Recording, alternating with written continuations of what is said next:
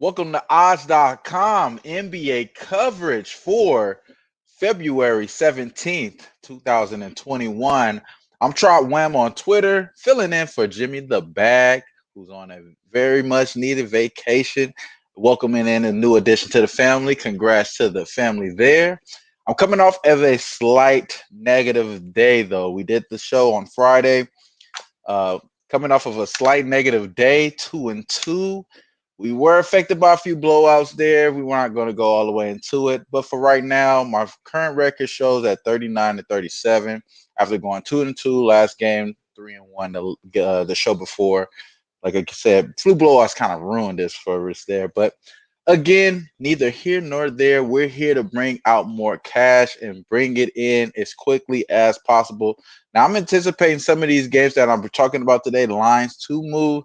So definitely take advantage of the getting to us early. Again, hit the link at the bottom if you are joining us here. But for right now, let's start off with the first game. The first game I'm going to talk about here is the New York Knicks going towards the Orlando Magic down in Florida, Orlando, Florida, where they are 4-point favorites here going into Orlando Magic. I'm anticipating the total, which is not out yet, to be around 212, 213.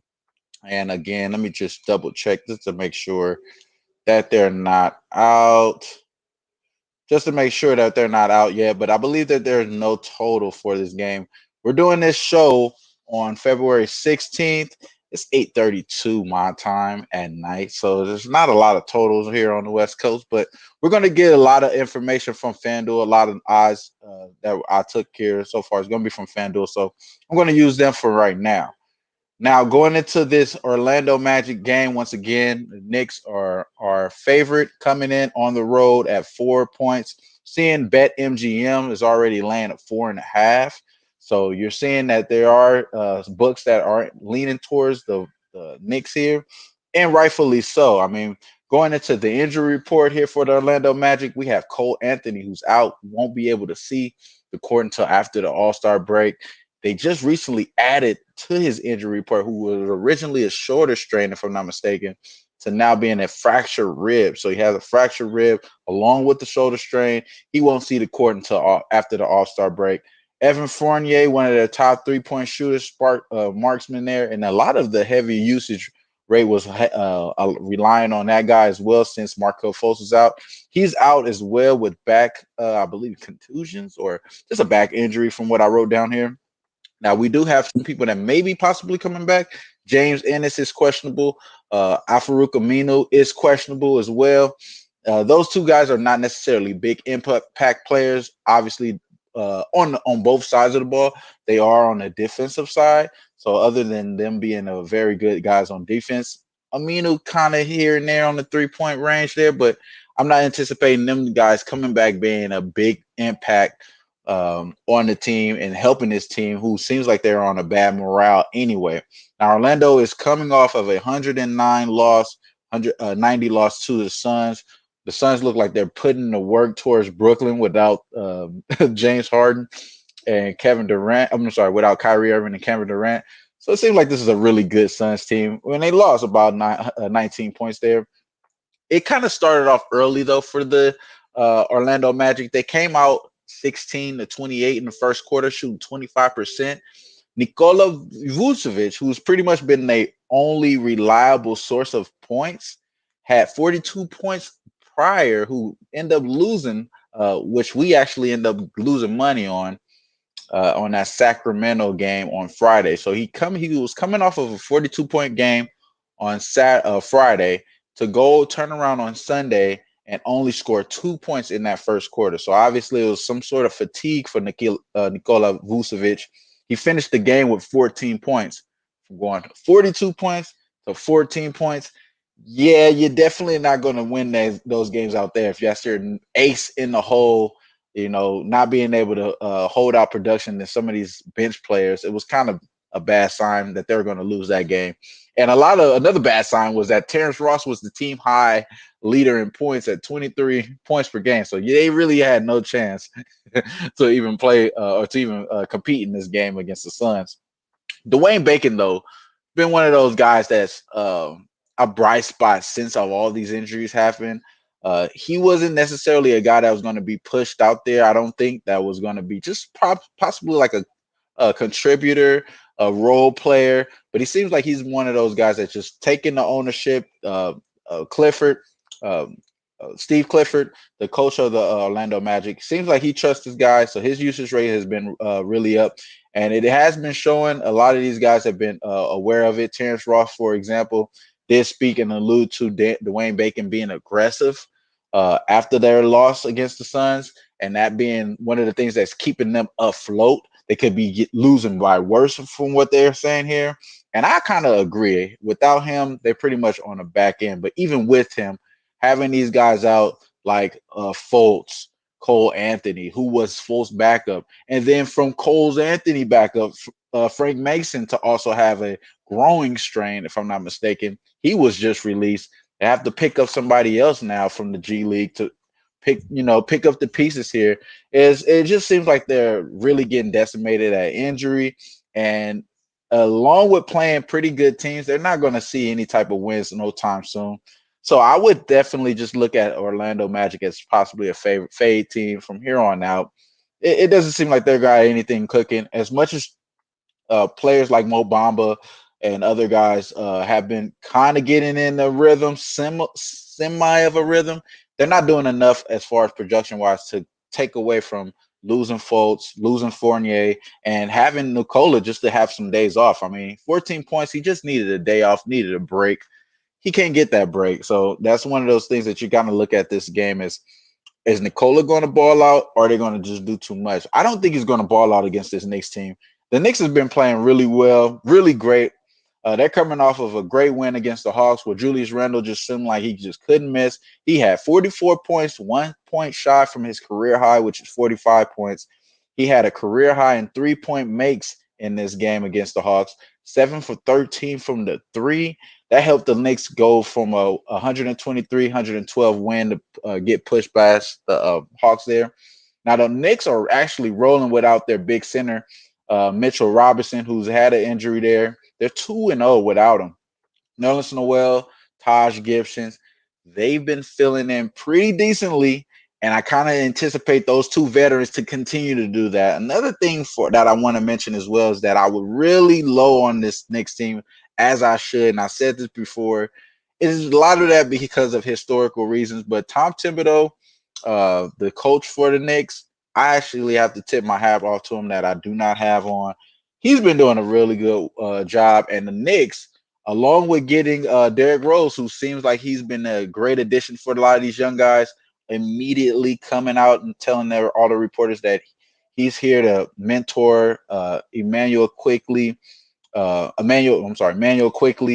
these other young guards. That's really good news, and it kind of seems like it shows. Now, the Knicks covered 6 of the last 7 games against the spread. They also won 5 of the last 7 games straight up in that span as well. So in that same 7-game span, the Knicks are ranked number 6 in 3-point percentage at 40%, number 1 in rebounds at 48 rebounds a game, number 1 in opponent's field goal percentage, holding opponents to 41% from the field, and number 1 in opponent 3-point percentage at 29%. They've been kind of doing that all year though, being top 3, top 5 opponent holding opponents to in the 3-point percentage. They've been really good at doing that. And as of late, they've been shooting crazy. So that gives me an indication that they're probably going to continue to have a high streak. And again, one thing to mention as well, that Derrick Rose coming off the bench, having a veteran presence, seems like it's really helping this team. The last 3 games for both of these teams, the Knicks have a plus 11 differential on the points per game at 117 points to the Orlando Magic's 106 points. So they have 11-point advantage there. They're holding opponents to 10 less points per game. Magic are allowing 110 points per game in the last 3 games. The Knicks are at 100. We know they're a really good under team. They're really good defensively. One of the other things I want to mention as well, that these guys are fighting off of pick and rolls. They're going back towards their man when they're running for help. it's really showing that a lot of the effort on defense is translating to those covers that they've been doing the last 7 games, along with the points and the effort on the effort on defense is translating to points, and you can definitely tell that they're having fun doing it. Now, also in that last 3 games, they're having a 15-point differential within points in the paint against this Magic team. Magic are averaging 35 points per game in the paint, and this Knicks team, sorry, they're at 50 points per game in the paint. So that's pretty good for them. They're always going in there, and if they're shooting really good, which they're +7 in effective field goal percentage difference. So they have a 7% difference in effective field goal percentage at 55.6% to the Magic's 48.7%. They're having a 5-point difference in defensive rebounding percentage. Just gives me an indication that I just want to take the team that's hot. I want to take the team that's playing more defense and the team that's healthy. These guys are adding players that are veterans, adding value to their lineups rather than picking up guys off the G League and just hoping that it sticks on the wall there, man. It just seems like Orlando Magic is probably going to be a fade team from here on out. I don't want to say that officially, but for right now, the last few times I have been fading them. We did lose against Nikola Vucevic having 41 points, but against this team, this Knicks team, who's been very good defensively, very good on the three. Terrence Ross still shooting terrible, 30% for the last 7 games. I don't think these guys are going to be able to pick up the pieces there. Having Fournier out, having the point guard situation there, and I mentioned it last time. These guys are going back to the basket from half court to get the ball up the court. They're playing 60 style basketball right now for this Orlando Magic team. That won't help. And I was gonna say that shit won't help, but it won't. So, and then also another thing to note that the Knicks offer a win right now. They're at 61% against the spread when they're off a win. Along with the Knicks cover 6 of the last 10 first quarters, including one push. So the last 10, including one push, the Knicks cover 6 of the last 10 there, and you add one push to that. Also, in the first half, the Knicks seem like this is a good play early. So I'm actually going to take the Knicks -4 that are allowing at FanDuel at -110. But I have a real strong lean to the first half. I don't think the Knicks, I don't think the Magic are going to come out hot and going to come out with aggressiveness as if the Knicks are. We do know what type of energy the Knicks are going to bring. Tom Thibodeau is bringing back the old band, like Jimmy Butler said. Magic also have only they've lost 7 of their last 10 in the first half against the spread, so they haven't covered 7 of the last 10 in the first half, while the Knicks covered 9 of the last 10 in the first half. Strong lean in the first half. I'm going to take the Knicks -4 for my first official bet at FanDuel -110. Makes the most sense to me. Fade the team that's decimated at an injury, and then also take the team that's taking advantage of the injuries and playing pretty well, which in Taj Gibson and Nerlens Noel with the Mitchell Robinson injury there, and they've 2-0 since that. So I like this pick here a lot. I want to start off with that just to give y'all that indication. As far as the total here, again, I'm scared. I'm seeing it. I'm seeing it not available at the market here, so they're not necessarily available at the market. But I'm thinking it's going to be around 212, 213, 212 and a half, something around there.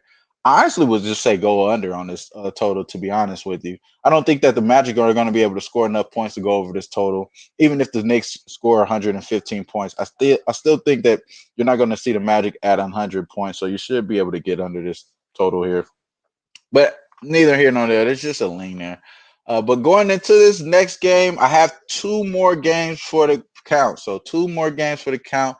I just want to make sure we get to the right spots here. That way we could take advantage of the market while we have time too. So I'm going to go ahead into this next game here. It's going to be, and let me make sure I'm having this in correctly.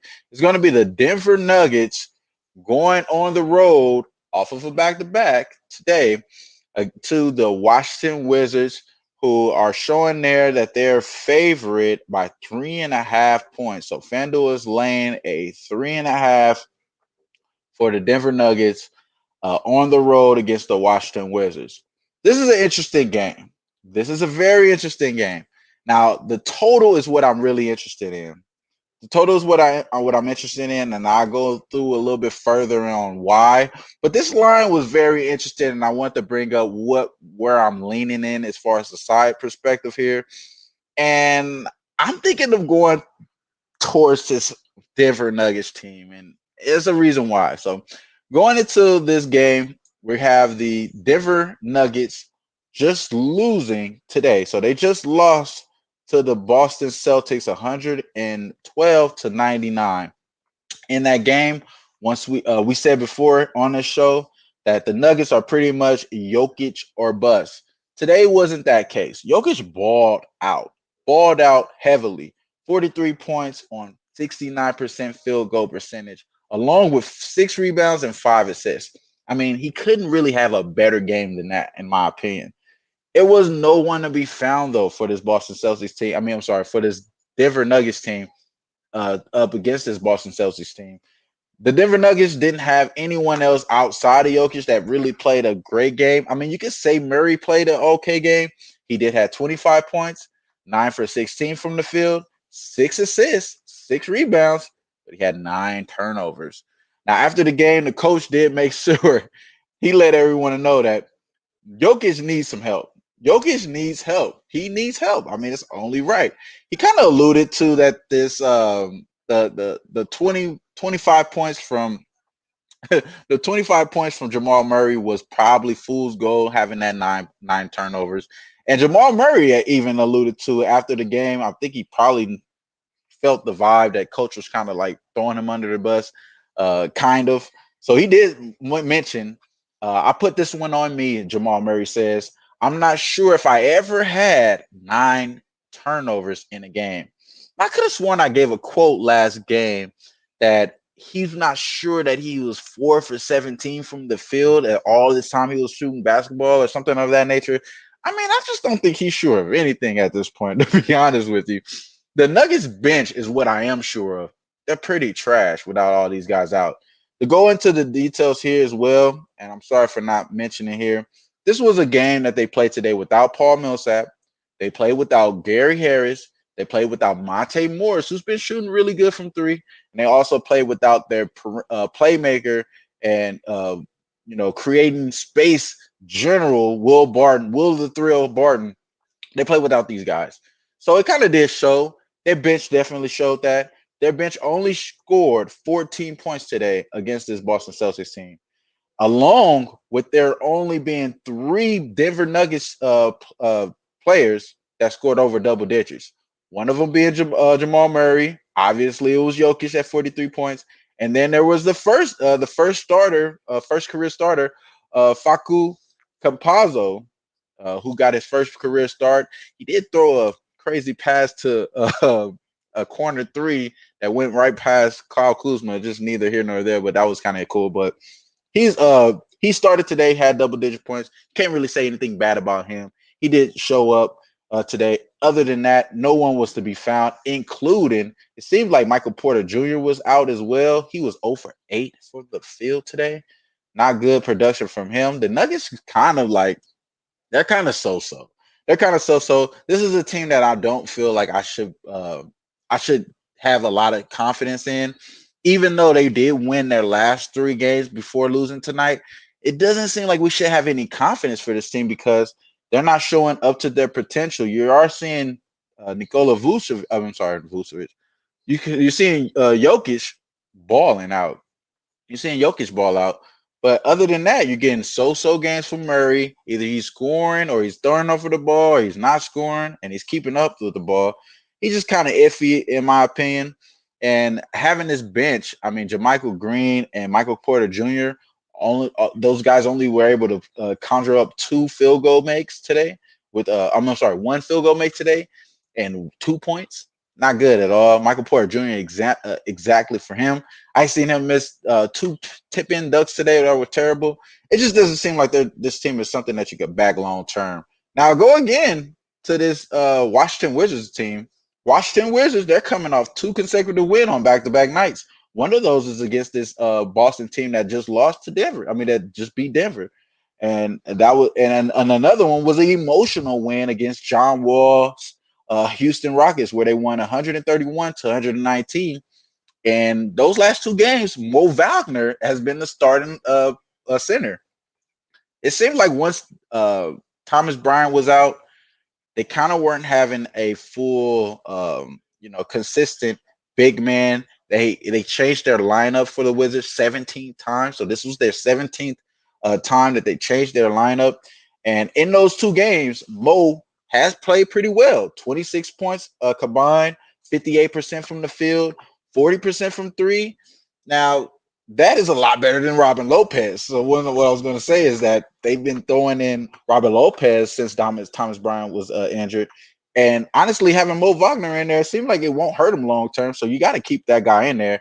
Bill appreciates it. I mean, appreciates it. Haven't really heard any quotes for Westbrook, but we know how Westbrook is. If he gets his triple double, he's happy, which he did actually, I believe, last game. Bill's going to continue to scorch. Bradley Bill's going to continue to scorch. He's leading the league in NBA votes from a backcourt on the East. He's pretty much locked in as an All-Star here, and he's pretty much scorching these last 7 games, scoring. I'm sorry, 28 points per game, 44% from the field on the last 7 games. Also in that span, the Wizards are number 1 in pace at 104 possessions and number 7th in defensive rating, and dead last, kind of weirdly, in effective field goal percentage. Now, that being said, I'm going to have to go back into what we've been seeing so far from these two teams. Now, you're going to say that, hey, the Denver Nuggets have been putting in a little bit more points at 117 points per game, but this was stats that were coming in before they only scored 98 points today. So I kind of would say that they're not that far as plus 9 points per game against this Wizards team. The Wizards, the last 3 games, have scored 108 points per game. They allowed 106 points per game to opponents while shooting 29% from 3, 48% effective field goal percentage. That is a difference between this Denver Nuggets team. They're at 59% effective field goal percentage, which is 11% difference. It's a lot of points difference. And 36% from 3 at a 7-point advantage there compared to this team and the Washington Wizards. I'm looking at this Wizards team to not score as many points, though. I'm thinking that this total is going to be around 234, 235 in that range, because we obviously know that even though that the Washington Wizards have been having a 7, I don't think a lot of people know that they've been number 7 in defensive rating the last 7 games, but we do know that they're number 1 in pace. They like to go up and down the court. We do also know that this Denver team, they like to go overtime. They're probably slower in pace than what they've shown and what the numbers tell, but they continue to go over their totals. And a lot of that has to do with them kind of shooting lights out at times. Sometimes they don't. I don't think that they're going to shoot lights out against this team. 6 of the last 8 meetings for these two guys have been under, and 6 of the last 8 meetings as well, the Wizards have covered. Now, I'm looking at this as a totals perspective. I'm going to go under 230. Anything under 234 under. I would go even under 226 in this spot. That's where I had this total. I had this total at 222. So if you're getting under like 226, anything around there, I'm going to go under. But I'm going to make I'm going to make the Magic. I'm sorry. I'm going to make the Denver Nuggets the official play here. A lot of that has to do with them coming off of a loss. It's a small sample size. They only won 6 of the last 11 games off of a loss. So they haven't been doing that much well. But this Wizards team just gives up the goods. They're going to give up a great game. Jokic is going to continue to do great. I believe that they're going to see other guys come back. Now, I'm looking for Gary Harris to possibly come back. Now, if he comes back, I'm going to be all the way on this under. I'm thinking that we're going to see around 234. I'm going to continue to try to refresh here. That's what I'm looking at. I'm looking to get this Denver Nuggets Wizards under. Again, I'm looking to go all the way up under. I have it at 222. I said at 222. I would go all the way under 226. So I'm thinking about going under this total here. And for now, I'm going to take the Denver Nuggets here. I'm going to take the Denver Nuggets minus 3.5. I think that's a good spot. You're going to get them off of a loss. They're playing against a team that feel good about themselves. I think Gary Harris will play. The way I'm seeing him at shooting around, he does seem like he could be picking it back up, could make his way in. He is listed questionable along with Monte Morris and Paul Millsap. Those guys being added into this lineup is going to affect this spread. I think 3.5 is a good number to take on right now. I'm going to take the 3.5 with Denver Nuggets. I just like this spot for them off of a loss, going against a Washington team that feels good about themselves, have been playing really well lately, but I just believe that the efficiency will come back to bite Washington, and a lot of that has to do with the just having Westbrook at the helm. It may not be long term effective for these guys, so I'm going to go ahead and fade them here. Even though the under kind of would lean towards the Washington Wizards side, I do like the under a little bit more, but we haven't got the total yet. So right now, for the most part, I'm going to take the 3.5 Denver Nuggets. That's my official pick for this one here. And to be honest, when I set this line, I had 234. It's what I believe that they were going to set this number, and I had it at +6 for the Washington Wizards. So I believe that Denver Nuggets are getting a discount here because they've been playing really well. I mean, pretty bad, and they just off of a loss, along with the Washington Wizards been off of two consecutive wins, and that may be giving us some there. I don't think that 3.5 is we're going to see that once time comes. And also, Ish Smith is considered questionable. I don't believe he will play in this game as well. So that's another indication there that probably something that they fail to do later on down the line as far as ball distribution, because he hasn't really Ish Smith, for example, he hasn't been one of those guys that's given them a lot of production on points wise, but he had been distributing the ball. A great guy to come in after Westbrook's eats up all the stats there. Now, this last game is one of those interesting games as well. It's a lot of moving parts, a lot of injuries here. It's the Miami Heat going on the road, continuing to finishing out their West Coast road trip here against the Golden State Warriors. Now, the Golden State Warriors, I honestly had them as a favorite. Is the line right now? They are underdogs at FanDuel, +1 underdogs, -102 on the money line here. I had these at a favorite, and the reason being is because Miami Heat is just battling a lot of things, just like this Orlando Magic team. It just seemed like the Florida teams are just going through it here. They got Tom Brady, but other than that, everything else is just going downhill. Injuries for the Miami Heat. Gordon Dragic, man, he's out. Won't see anytime soon. He's 34 years old. You can't just continue to rely on Gordon Dragic and Andre Iguodala. Andre Iguodala is like 37 years old or some shit like that. Like, you can't just be having these guys on walkers throughout the season. It's a shortened season. You just can't throw them out there like that. And it's the reason why is Gabe Vincent has been getting a lot of burn because Gordon Dragic has been injured. Gabe Vincent is actually questionable. He's missed the last game due to a knee injury. He's questionable in this matchup as well. The Heat are actually off of a loss to a Clipper team that didn't have Kawhi Leonard or Paul George, and they were favored on the road -4 points. They were favored by 4 points on the road against that Clipper team. Clipper team looked really well. Heat did not at all. The Heat shot 22% from the three.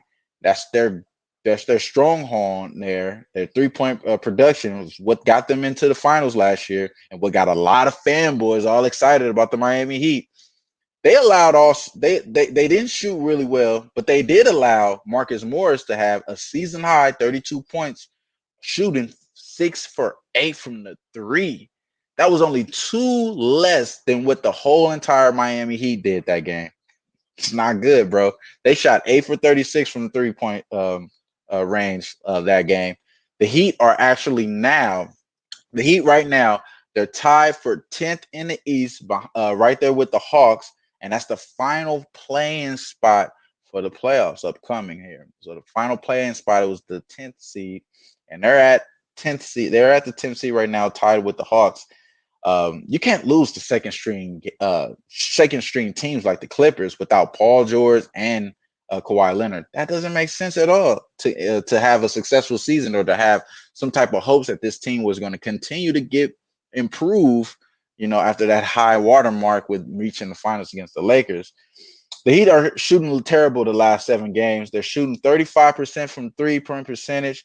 For the season, they're ranked 24% at that same number at 35%. So they're ranked 20th the last 7 games. They're ranked 24th for the season at 35% from three.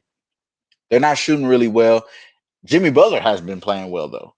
Jimmy Butler has been playing well. He's leading the team in points and assists the last 7 games at 21 points per game and 8 assists, along with being second right behind our guy Eldris Adebayo or Bam Adebayo at 8 rebounds per game. He's right behind him there. So he's very good, but they need more out of him in order for them to beat this Golden State Warriors team. The Heat, they're scoring 106 points per game over their last 7 games. That's ranked 25th in the league. They're also one of the bad ATS teams this year. They're only covering 34% of their games at 9-17-1. They lost 17 against the spread this year. I'm not betting them. The Warriors are kind of coming off of a pretty much of a confidence booster by beating the living crap out of the Cleveland Cavaliers. That was so easy. I didn't even fail to mention. I don't even think we should mention that game. They just kind of were cruised right through the game, beat the brakes off of them. Golden State in the last 7 games, they're ranked number 2 in points per game. So that 25th ranked points per game in the Heat is gonna have to put up some points against this number 2 points per game in Golden State Warriors. They're scoring 121 points per game, along with being number 2 in pace. So they're going up and down the floor, doing really good with the pace of the game, scoring those points at the time that they're getting those possessions, along with being ranked 5th in three-point percentage at 41% over the last 7 games. A lot of that has as the helm of Steph Curry, who's showing the case for MVP once again. He has very much identical stats at this point from where he got the unanimous MVP, which was the first individual to ever have unanimous MVP. He's similar around there. I think the MVP means a lot more this year than it ever been. A lot of that has to do with Giannis pretty much just deflating in the playoffs last year after everyone gave him the reins of the MVP. He has Shaq-like numbers, yada, yada, who knows. But Zion has those same Shaq-like numbers, and we're not going to go all the way into there. I can rant about that all day.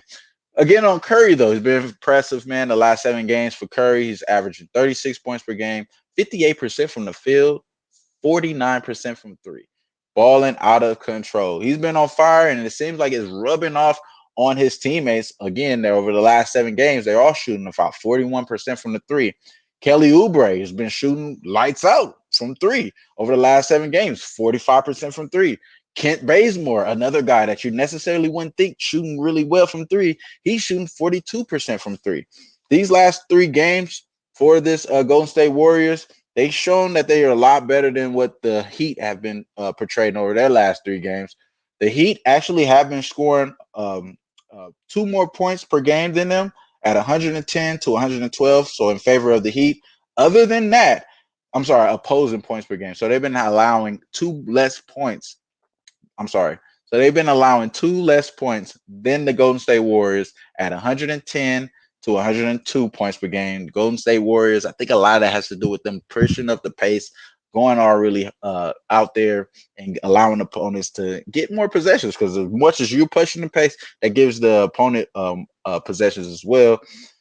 That being said, they're still outscoring. They have a 15 percentage difference in points per game rather than this Heat. Other than this Heat team, the Heat are averaging 104 points per game to the Golden State Warriors 119 points per game.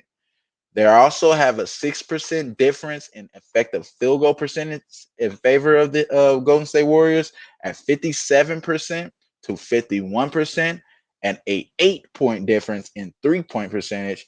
The Heat, once again, they're not shooting that well. They're at 30% in 3-point percentage to this Golden State Warriors, who's everybody's getting along, everybody's balling out, And we still have Juan out here just in case we want to get somebody out there to beat somebody up. They're all shooting well at 38% for the last 3 games. I like this Golden State Warriors team. I think they're really, I think they're a lot better than what we anticipated.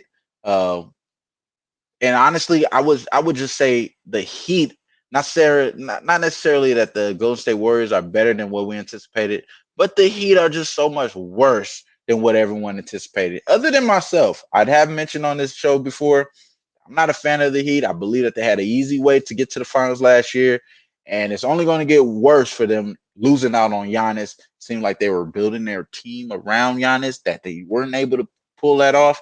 Now that he signed long term, I think they're going to be in some trouble long term unless they figure out how to get Bradley Beal or make some adjustments there. But other than that, they're going to have issues here, and they're going to continue to have issues. Golden State, I put down that they're going to win by 6. I didn't think that they're going to be a favorite. I didn't see them being an underdog at home in this spot. Not having any guys that's really out, that's injured, or anything that's indicating that they're going to rest some guys in this spot. I don't see them losing this game at all. If they are favored once we wake up in the morning, which I kind of agree with them going in, they are 63% as a favorite. They're 62% as a home favorite, covering 5 of the last 8, covering 7 of the last 11.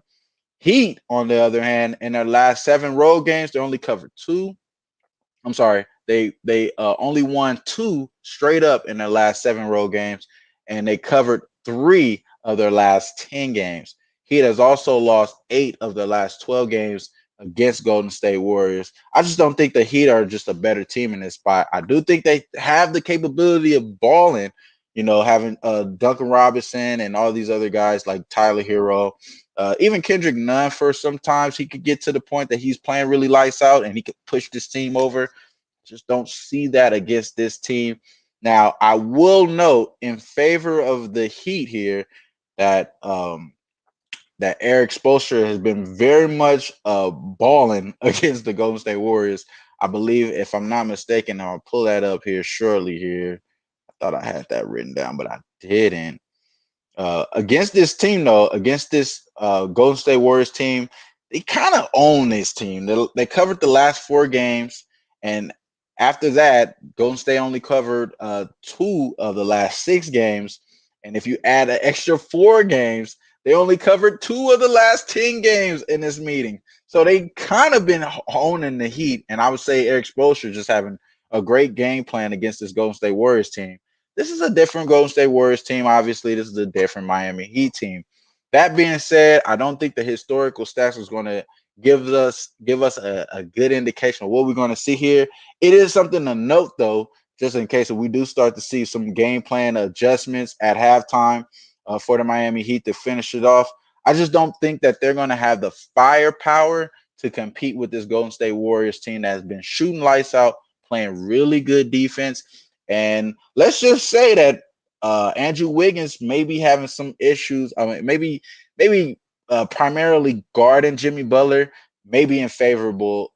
Maybe that may be in favor of the Golden State Warriors, and that's kind of where I'm looking at this. Has Andrew Wiggins to continue to have the defensive stellar season, top 10, all defensive player of the year type of game here. And I would definitely look at Steph Curry to continue just to be as impressive as he already has been. Continue to shoot really well. Kelly Oubre and Kent Bazemore off the bench are really the guys you want to key in on here. Kelly Oubre, for example, when he balls out, the team is pretty much undefeated. I'm looking at him specifically.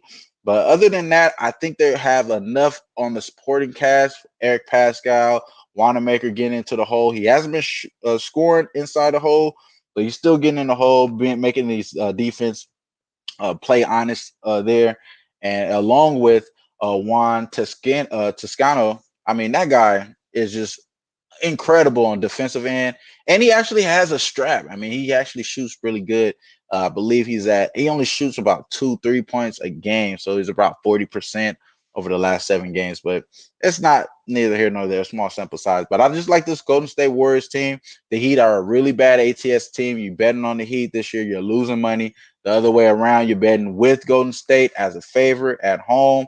You're going to win some money here. I'm going to think of this as an easy spot here. I'm going to take the money line Golden State Warriors minus 102 at FanDuel. And that would kind of wrap us up here. I would just give us a quick uh, recap here on what I'm thinking here and what I'm anticipating, and what leans you can see turn into picks in the morning, because a lot of these odds are not available. One thing I was mentioned as well is that I'm really liking this under in this Washington game that's not out yet. So I'm thinking it's going to be in the high 230s, in that range, high 280. I think we could get under 228 for sure. So I'm liking that under 228 for that Washington Wizards Denver Nuggets game. And I'm also going to take the Denver Nuggets minus 3.5 off of a loss. They have a small sample size of being about 58%, or my apologies. Let me look that up really once more here. Off of a loss, they're at 54%. So this is a very small sample size, but I believe that kind of goes into what we're looking at in this Washington Wizards team. They're not that much good on offense, on defense. I just think that they're going to play good on defense against this Denver team. They're slowing down the pace. I like the under here, but I do like this minus 3.5. I'm going to take that as an official play. Minus 3.5 against the Denver Nuggets. A lot of that has to do with these guys coming back for the Denver Nuggets. They're questionable as of right now, but I believe them coming back along with Jamal Murray. Every time he comes out and talks about himself, he comes back and plays a really good game in today's game. So I think that's going to replicate in today's game. Another game here that I'm really excited for is this New York Knicks team to take on this Orlando Magic team. I'm taking them at -4 for the New York Knicks. You're seeing BetMGM already showing the 4.5 there. And after a win, the Knicks are 61% covering the spread. I just like this Knicks. And I honestly wrote down that I think the Knicks are going to win by 11 points. I may be throwing up something on the alternate line here as well, because I didn't think this line was going to be this short. I thought it was going to be around like 6, honestly. Other than that, I think I did cover all the ones that I'm on. I'm on Golden State minus on the money line minus 102, the Knicks -4. I'm also on Denver Nuggets minus 3.5, and I'm going to tap a strong lean on the under 228. Strongly on the under 228. I'm thinking we're going to see around 230 though, so we could get under that. That sounds like a good look there. Other than that, I definitely appreciate you guys for tuning in. Odds.com. Make sure you guys hit the like button, subscribe. And if you have any questions, Trot Wam on Twitter. Hit me up, man. I appreciate everyone for tuning in. All love to my man Jimmy the Bag. Can't wait to see you back soon, bro. Until then, get to this money, man. Peace.